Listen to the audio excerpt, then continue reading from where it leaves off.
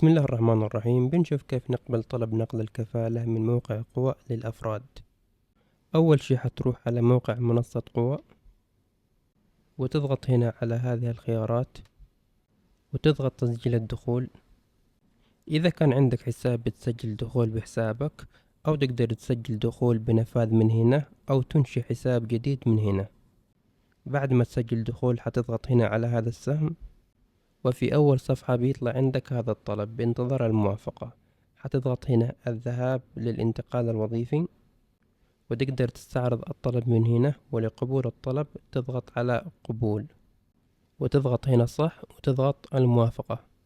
بعدها بيجي رمز على جوالك من 4 أرقام حتكتبه هنا، وبيجيك إشعار تم إرسال قبول النقل الخاص بك.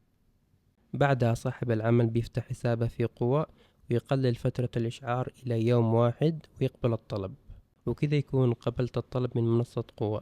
هذه كانت طريقة قبول الطلب من منصة قوى. إذا عجبك هذا الفيديو لا تنسى اللايك والاشتراك، وشكرا.